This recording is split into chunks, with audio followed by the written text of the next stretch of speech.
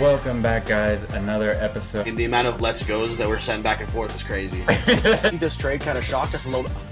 It kind of shocked me. Super exciting. That's kind of hard to believe. Let's get hyped and let's get into the video. Welcome back, everyone, to another episode of Talking Tridents, a Mariners podcast.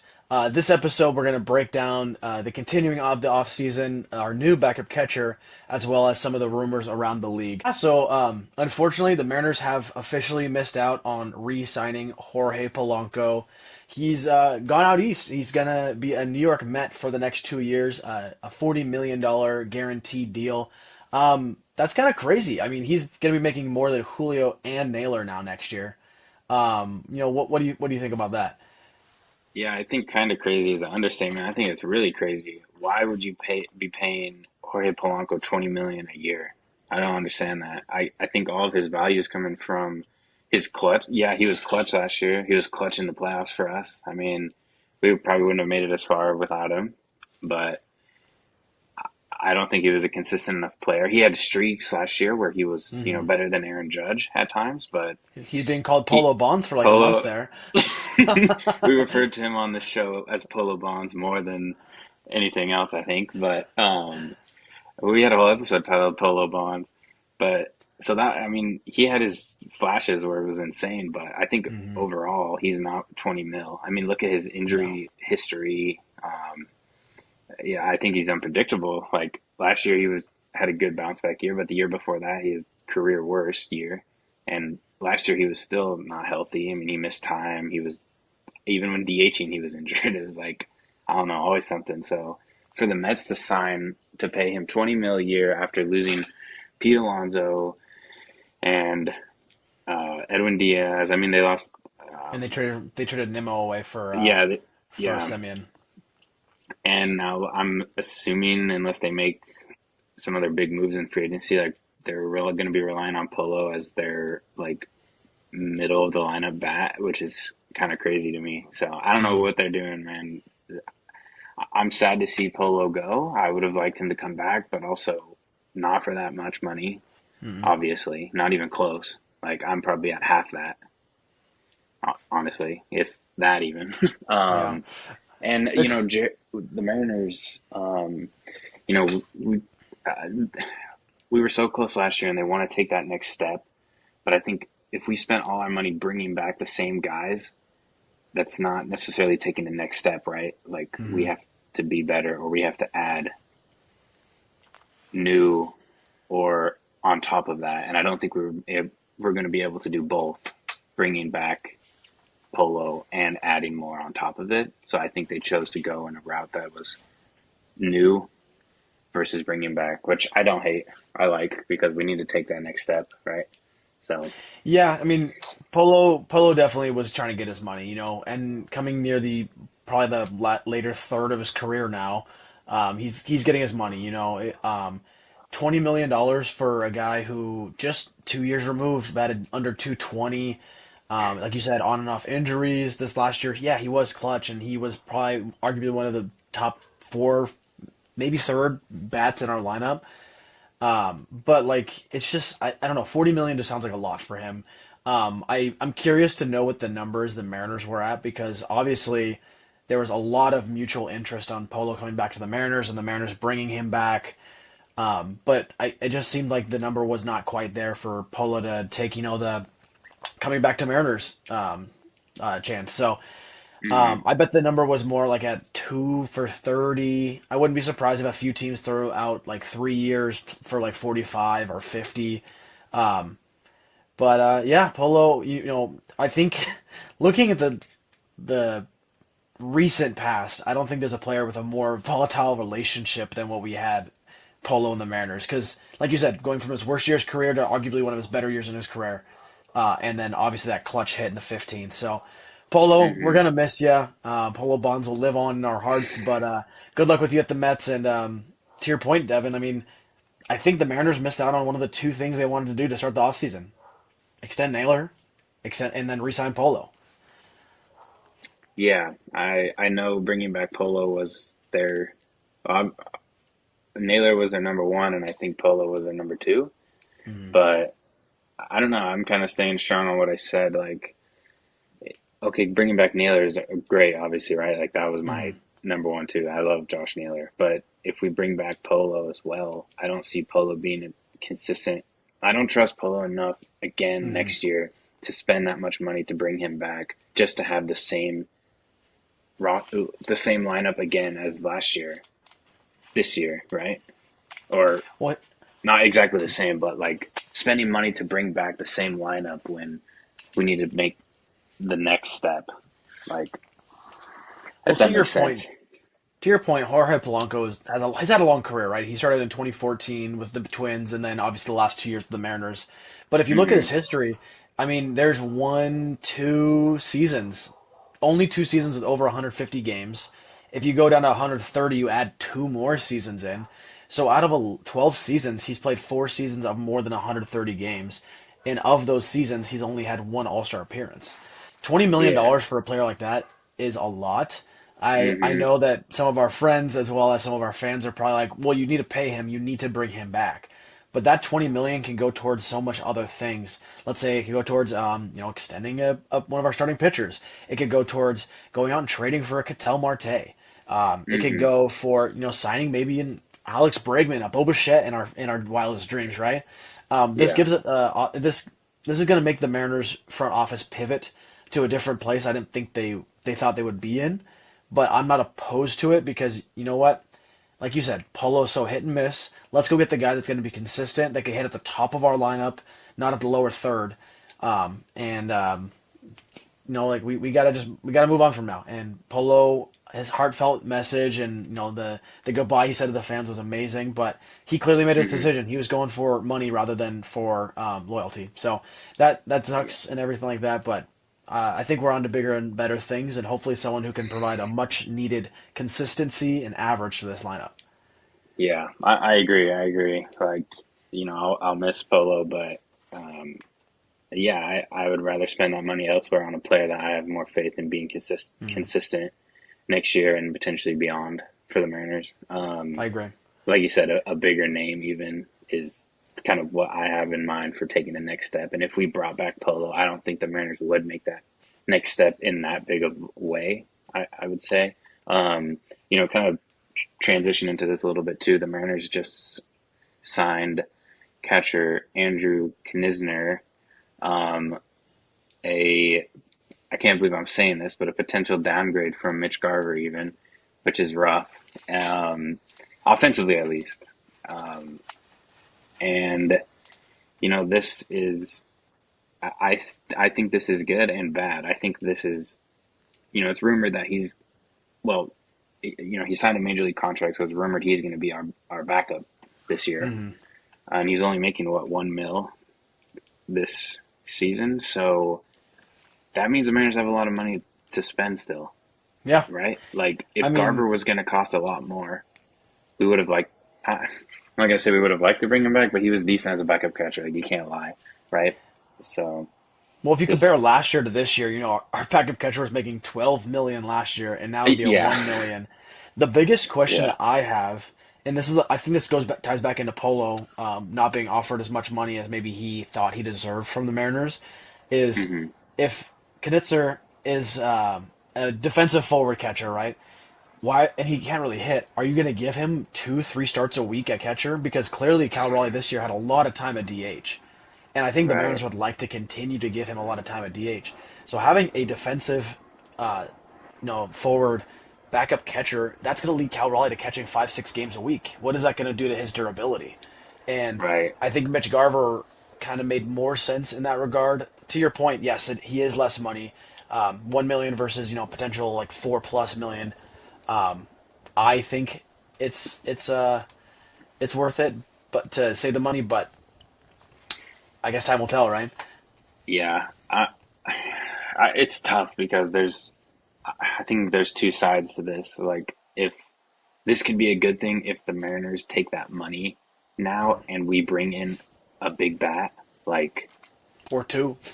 or two, obviously, then I think it's good because if we can bring another one or two all-star bats into the lineup with the money that we've saved, then great. I don't think we should worry. If we don't, then or we bring like a lower tiered bat in, then I think we could be in trouble because yeah, like Mhm. if Cal is gonna have to catch 5 to 6 days a week because we don't want to have Knizner hitting. I mean, you texted me something funny earlier in the week. You were like, "Well, there's 3 free outs a week if Yep, 3 free outs every if single. Knizner is in the lineup, right?" We're So not giving him all the credit. Okay, he batted 221. Okay, that's better than Polo 2 years ago. So, you're right, actually. So that yeah, with less at bats too, I believe. So that's fine. yeah. You never No, know, and but and it's true. I mean, when you think of a backup catcher, it's kind of he's there to save your all star catcher Cal Raleigh's knees, right? That's what he's there to do, yeah, is to give him some time off. But with Mitch Garver, at least you could know you could put him in, and he had potential to hit a home run. I mean, he had what hmm 12 home runs last year, and I think 18 or 19 the year before. So he could make something happen when he was hmm getting his playing time. But it's just a big question mark to me to go to kind of. I think this is a regression, like you said, going from a at least somewhat offensive backup catcher to more of a defensive catcher. So yeah. that you better like you said, go out and spend that difference in money and maybe go get somebody, even if it's just like a guy you can have on the bench that can hit a bomb every once in a while. Because Leo Rivas is not going to come in and hit a bomb when you need him to. So Yeah, right. So yeah, it's a little tough to think about now until we see what more moves the Mariners will make. But mm, um, yeah, I mean, if Cal's DHing and this guy has to bat, or I mean, has to play catcher, and then he's going to have to be mm. in the lineup. Obviously, like that's tough. But if we can bring in a couple bigger bats, then I don't mind having him at the bottom of the lineup. Because be realistic, like what backup catchers can hit? None. I mean, I mean, we what's we truly had one of the best backup catchers in the league the last 2 years, and that's crazy to say yeah, because Mitch Garver's I Mitch don't, Garver, but yeah. we truly had one of the better available. Yeah, So I mean, even what starting catchers can hit, not many.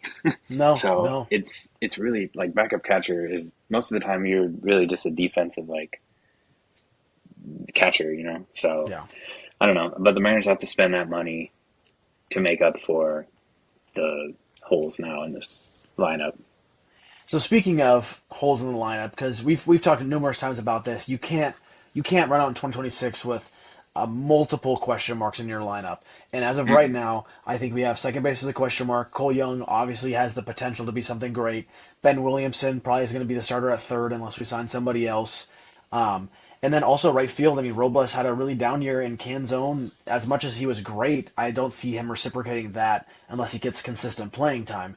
So there's a lot of question marks there right now. JP also could have a regressive year. Randy Arozarena's average took a huge dip this last year, even though his Hmm. on base percentage numbers and power numbers were up. So looking forward to the next step of the offseason. Polo's gone now. What's the next pivot? There's been a lot of names mentioned, and which one excites you the most? Ketel Marte. Yeah. So then, It ex- okay, let's talk about Cattell first then, right? Like truly an amazing player. Like he makes your lineup so much deeper. He adds that versatility you need in the infield as well as in the lineup. I believe he's still switch hitting. I don't remember seeing yeah, last he year, is, but I yeah. believe so. Yeah.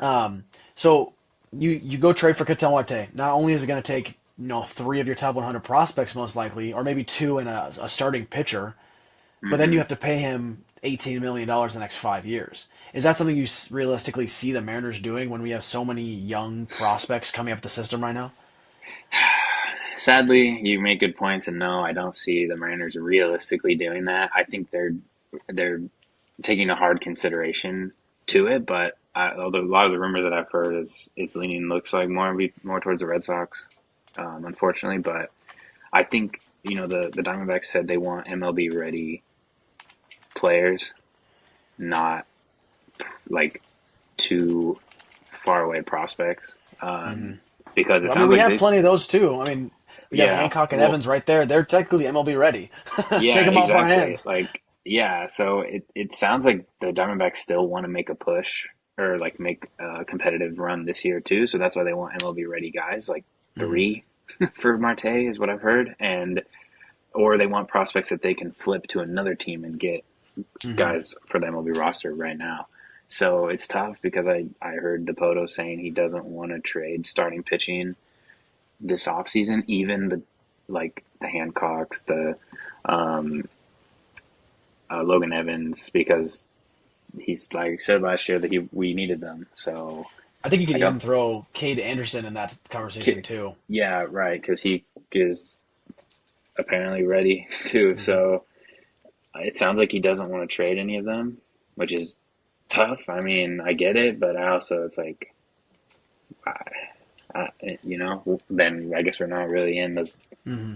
In the probably win the, now mode, right? Yeah, yeah, or the talk or the realistic possibility of getting Marte.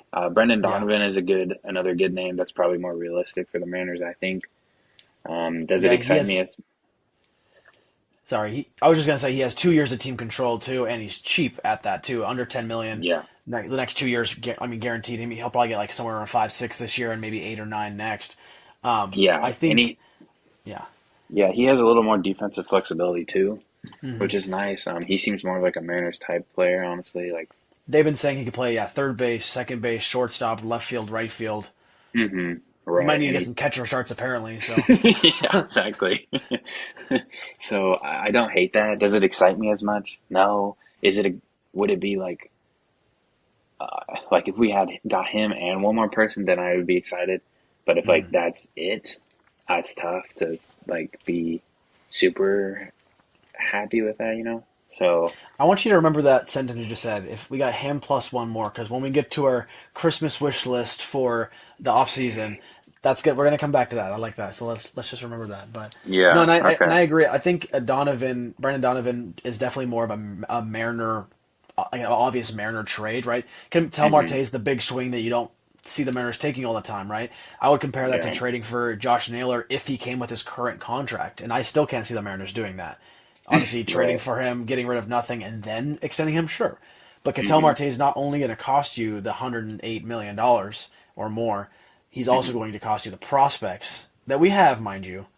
But hmm, are the Mariners willing to trade that out for the long term investment of having these top prospects? So yeah, I think it's worth it to go for one of the two, and I think you have to now that Polo's gone too, because yeah, guess what? You didn't get Polo. Donovan and Marte are maybes. If you don't get those guys, you have to go out and get Brandon Lau. I mean, it's a must. You have to go get him after that. So yeah, right. Either him or Boba Fett, but I don't think Boba Fett is realistic, honestly. I can't. that's a pipe dream, but he Yeah, did just announce today that he's willing to play second base, and I could see perfect Bo fit. Bichette, Naylor, and Julio and Cal being a really exciting quartet in the near future. I That's mean, crazy. They would that'd be be. wild, but That would be, but that's not But Bo Bichette realistic. becomes your highest Boba, paid player, and then you're almost yeah, certain you're going to trade away Luis Castillo at that point. yeah. I don't see Boba Fett coming to the Mariners, I unfortunately. don't But either.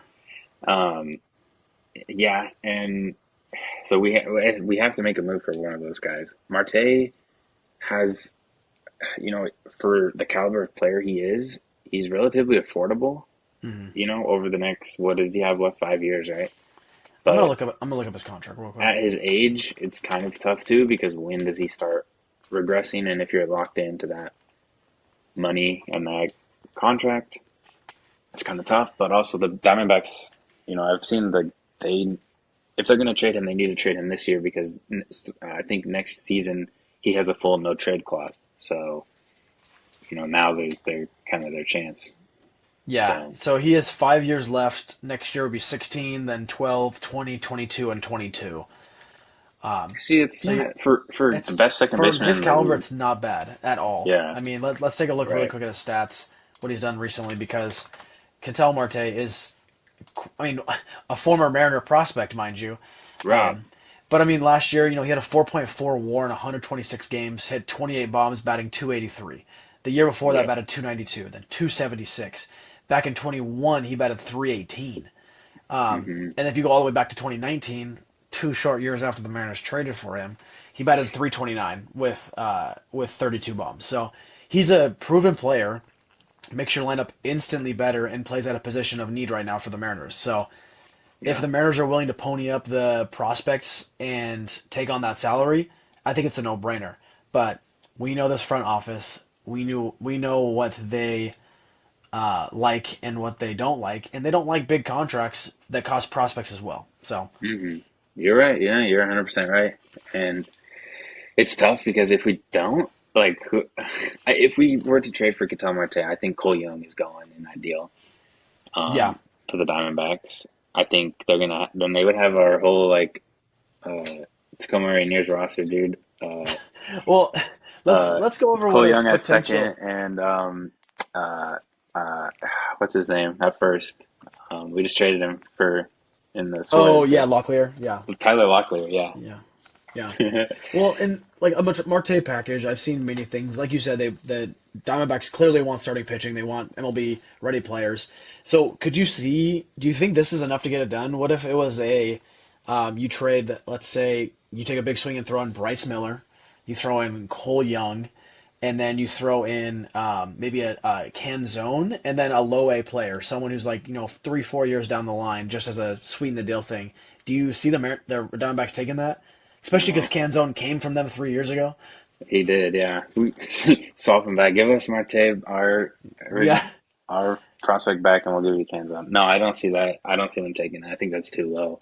I yeah, think uh, if it was like Bryce Miller, Cole Young, and we're gonna have to throw in another starter, like one of our top, like Ryan Sloan, Kate Anderson, or like someone of that caliber in with yeah. those other two. Honestly, if they're gonna take that, I think.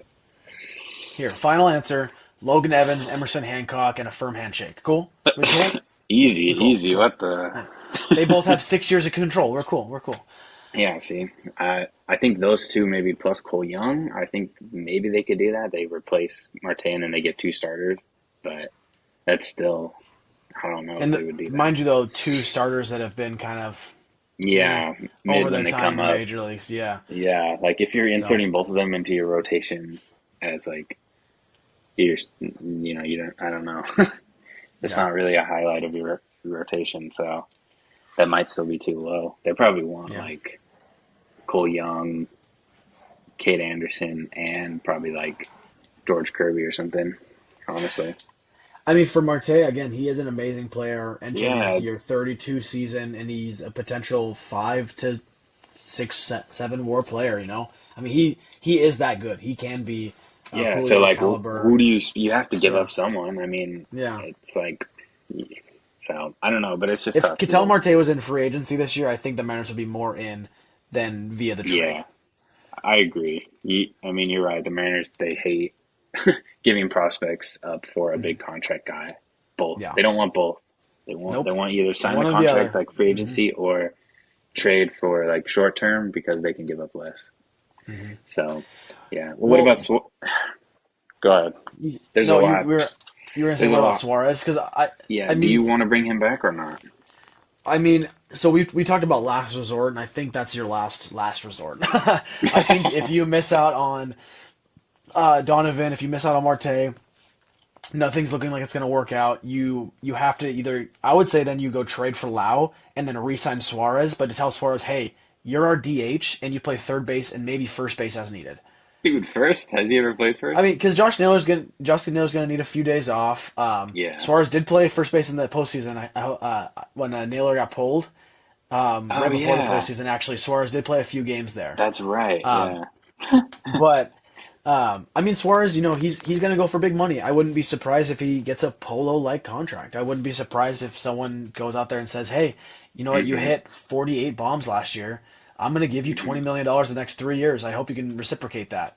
Because he Yeah. not only is a good clubhouse guy, he has no good defense, like league average defense, and he has the potential to be better. But he can still hit the ball out of the ballpark, and that brings a lot of value nowadays. So hmm I don't see Suarez coming back. I would love to have him back, but I mean, he needs to be playing at a better caliber than what we saw when he came over via trade. So Yeah. He kind of like sucked to be honest when he came over from the he was trade bad. He last batted year. under 200 with Yeah. us. I mean, he had some Yeah. clutch hits. I That grand slam I will never forget. But yeah. it just doesn't make sense right now for us, especially when I think second base is a position we'd like to upgrade more at because hmm I think Cole Young's a bigger question mark than Williamson, and that might be a hot take, but I think Williamson at least came up, batted 250, and played amazing defense. So Yeah. Nah. I'd rather upgrade at second base. Yeah. That's fair. I would rather see Ben Williamson at third, and then we get an upgrade at second as well.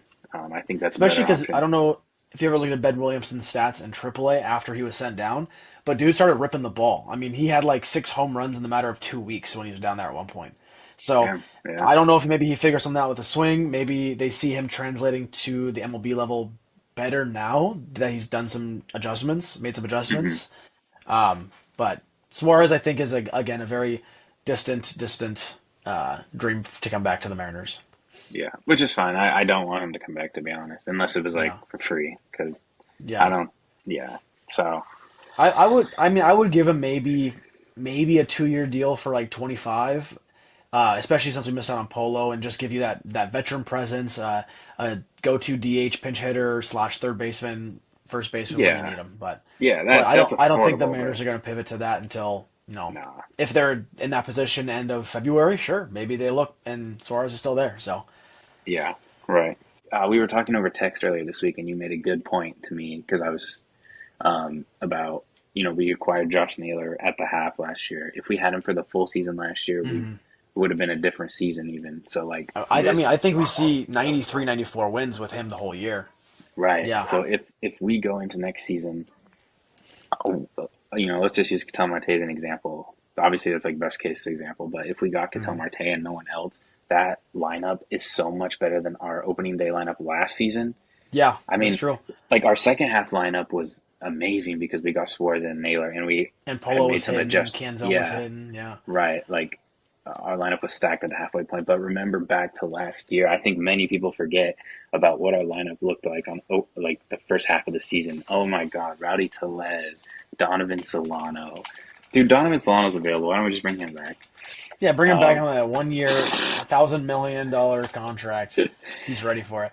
and the Mariners, you know what? I'm sorry I had to change the subject, but you know what sucks is like the Mariners, it seems like this happens all the time. Is like they're scared to spend money in the off season, but they want to wait till the like halfway point to see what the team like if we're actually They in only want to pay the contention or forty not. percent of the contract. Yeah, Yeah. and then they pay 40% because like okay, we're in contention. All right, we can pay half the Mhm. contract for like and go in all in at the deadline. They don't want to go You all got to in at the start start of the the season. year.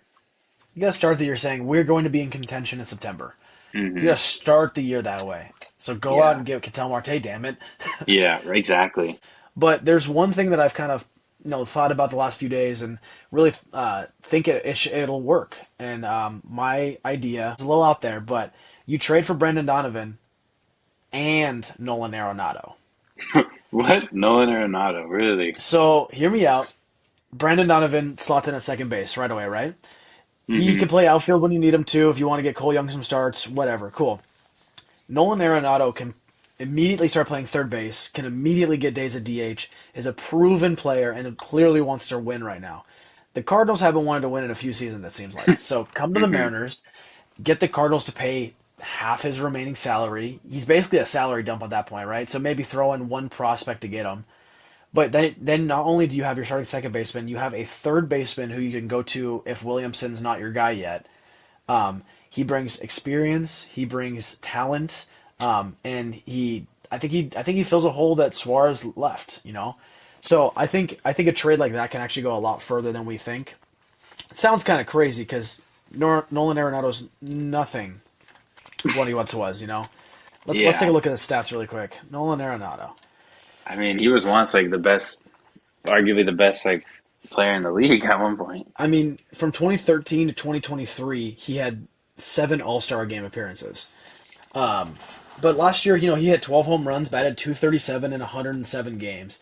1 year removed, though, in 2024, he batted 272, 16 home runs with a 325 on base percentage. Again, he still plays at a good defensive level too. He has what hmm 1, 2, 3, 4, 5, 6, 7 Gold Gloves across his career. What better way to show Ben Williamson what you can do as a third baseman in this league than go out and get one of the arguably best third basemen of the last decade or 2 decades even, and have him play part time on your team, DH every once in a while, and then another option for a pinch hitter. I think it makes a lot of sense. The Mariners don't want to go out and spend all this money. Cardinals want to bulk up on prospects and get rid of their salary cap. No errors. So I don't know. I feel like it's a good fit. Mariners can fill 2 spots as well as adding a lot of veteran presence on the lineup. Hey, that's tough to argue with, honestly. It's just it's a little tough to know if Nolan Arenado is going to be, anywhere near to where he once was. But hey, he wants to leave St. Louis because, like you said, they don't want to win now, and I know he wants to win now. So yeah, like I said, it's kind of hard to argue with that, but I don't know. He's entering I his don't know age if 35 Nolan. season, which is tough. Um, Yeah. but I don't know. Mariners have a pretty young team. I mean, the nucleus of our team is from Julio at 24 to Cal at like 29. So I Hmm. think the nucleus of our team is really solid. And you throw in a complementary piece like this, I think it brings in a lot more value than the stats show. Yeah. So I mean, yeah, for sure. Like a veteran presence, and especially one of that caliber, who's mhm. arguably like a Hall of Famer, can do great for your team. But it's just tough to know if he's going to be productive or not. But again, we would have Ben Williamson, who we would arguably have anyway if we didn't get a third baseman. So why not, right? Yeah, and he's a And big if question mark too. And we yeah, went out and traded for Suarez when he was even he was really doing hot, and he did shut the nothing. bed, frankly. So Yeah. I mean, there's a lot of benefits to it, and I think the icing on the cake is that if Nolan Arenado plays for this year, there's a high chance that he hits his 2000s career hit at Safeco Field, which would be pretty cool. We haven't seen that in a long time, so. Yeah.